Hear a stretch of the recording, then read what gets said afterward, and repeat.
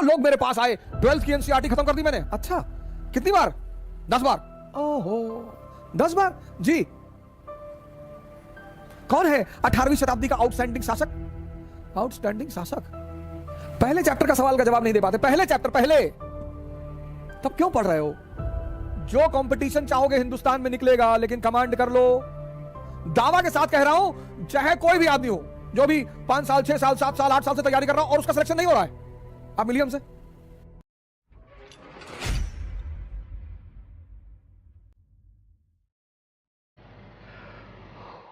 मैं बार बार तुमसे, जब भी मैं आता हूं आज शाम के मंच में, मैं आप लोगों से एक ही बात कहता हूं, पढ़ो दिमाग को जिंदा करने के लिए। एक जिंदा दिमाग कुछ भी कर सकता है। वो आईएएस बन सकता है, वो डॉक्टर बन सकता है, इंजीनियर बन सकता है, मेंबर ऑफ पार्लियामेंट बन सकता है, प्रधानमंत्री बन सकता है, और फाइनली वो बुद्ध भी बन सकता है। इसीलिए तो मैं आपसे कहता हूं, ध्यान करो। ध्यान का मतलब ये थोड़ी कह रहा हूं घर से भाग जाओ, हिमालय चले आओ।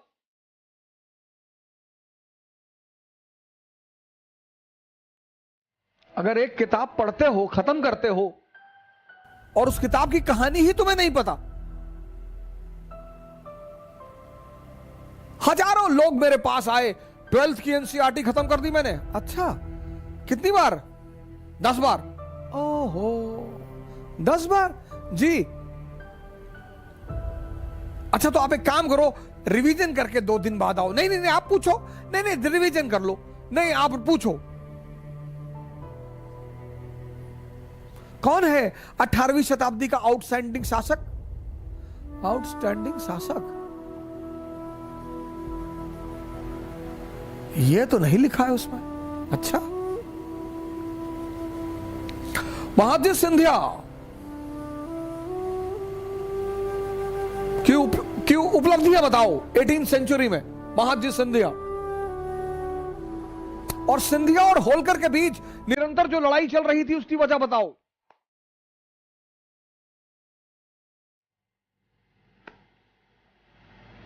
बहुत बड़ी वजह है, और वो ऐसी वजह है जिसकी वजह से ब्रिटेन ने चीन पर कब्जा किया।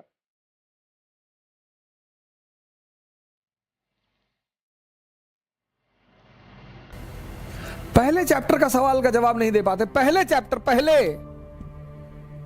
तब क्यों पढ़ रहे हो? नहीं, नौजवान क्रांति में आप नहीं पढ़ा रहे हैं तो कितना पढ़ोगे? एनसीईआरटी पर कमांड कर लो।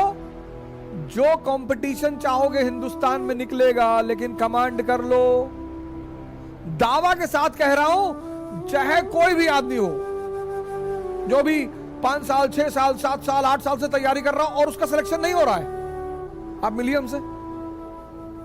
आप हमसे मिलिए। आपका आधार खराब है, बेस खराब है आपका। हाँ, आप मेंस लिख रहे हैं, इंटरव्यू दे रहे हैं, फिर तो कोई और ही रीजन है। फिर भी रीजन होगा जरूर, फिर भी रीजन होगा जरूर।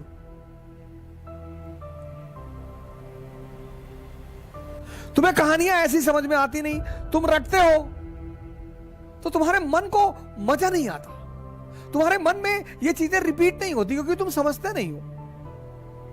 बहुत सारे 90% छात्र पढ़ते हैं 10 घंटा, 12 घंटा, लेकिन जब वो पढ़ के उठते हैं तो पीछे कहानी कुछ और ही चलती है। पढ़ना जानते हैं, सेव करना नहीं जानते। जैसे तुम कंप्यूटर में सेव करते हो ना, ऐसे यहां भी सेव होता है। अब इसको जो चीजें पसंद है वो खुद ब खुद सेव कर लेता है। आपको कोई कविता अच्छी लग गई, अपने आप सेव हो जाएगी।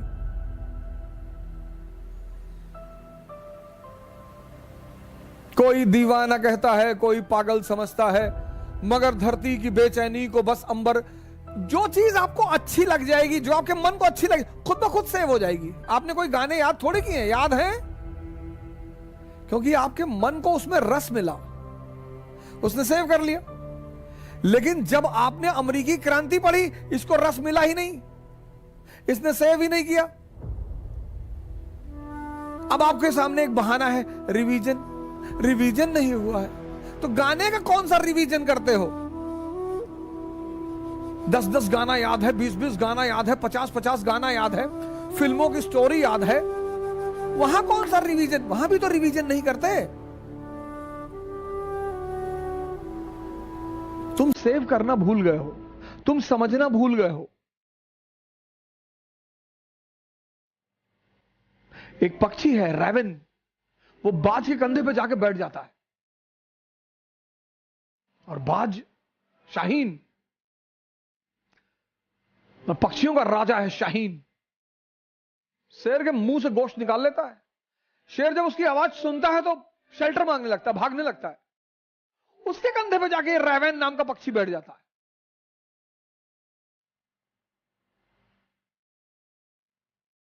तो पता है बाज क्या करता है?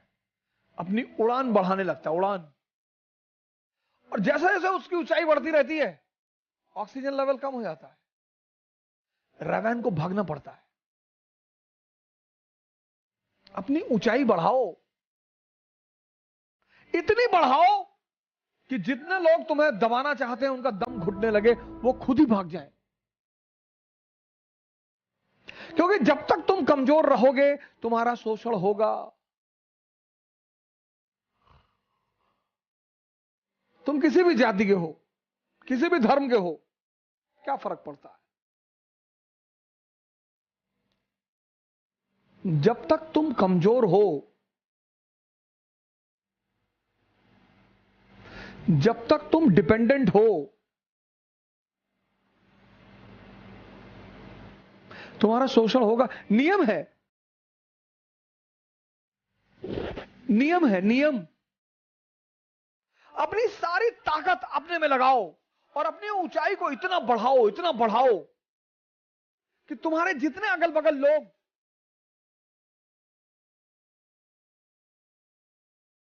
भगवान के आशीर्वाद स्वरूप तुम्हारे पीछे पड़े हैं, उनका दम घुटने लगे। जय हिंद।